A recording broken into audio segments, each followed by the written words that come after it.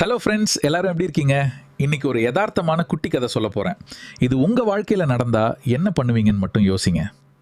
உங்கள் வீட்டில் அம்மா இல்லை அப்பாவுக்கு ரொம்ப உடம்பு சரியில்லை, ஒரு எமர்ஜென்சி. அப்போ உங்கள் நண்பன் ஒருத்தன் ஓடி வர்றான். அவன் இப்போ தான் டாக்டர் படிச்சிட்டு இருக்கான். அவன் சொல்கிறான், மச்சான், என் மேலே நம்பிக்கை வை, எனக்கு ஒரு வாய்ப்பு கொடு, நான் உங்களுக்கு ட்ரீட்மெண்ட் பண்ணி சரி பண்ணிடுறேன் அப்படின்னு கேட்குறான். இப்போ நீங்கள் ஒரு நிமிஷம் யோசிச்சு பாருங்க. அந்த நண்பன் மேலே உங்களுக்கு அளவு கடந்த அன்பு இருக்கலாம். ஆனால் அந்த இடத்துல உங்களுக்கு தேவை அன்பு மட்டுமா, இல்லை அந்த உயிரை காப்பாற்ற தேவையான அனுபவமும் தகுதியும் உள்ள ஒரு சீனியர் டாக்டரா? நிச்சயமா ஒரு நல்ல டாக்டர் கிட்ட தான் உங்க பெற்றவங்களை கூட்டு போவீங்க. ஏன்னா அங்கே விளையாட்டுக்கு இடமே இல்லை, அந்த உயிர் நமக்கு முக்கியம். இதை அப்படியே நம்ம தேர்தலுக்கு கொண்டு வருவோம். வர்ற ஏப்ரல் 23 நம்ம சட்டமன்ற தேர்தல். நம்ம மாநிலம் அப்படிங்கிறது நம்ம பெற்றவங்க மாதிரி. அதை வழிநடத்த போறது யாருன்னு முடிவு பண்றது உங்க ஓட்டு. ஒருத்தர் உங்களுக்கு தெரிஞ்சவரா இருக்கலாம், நல்லா பேசுறவரா இருக்கலாம், இல்லை உங்க ஜாதி மதத்தை சேர்ந்தவரா இருக்கலாம்.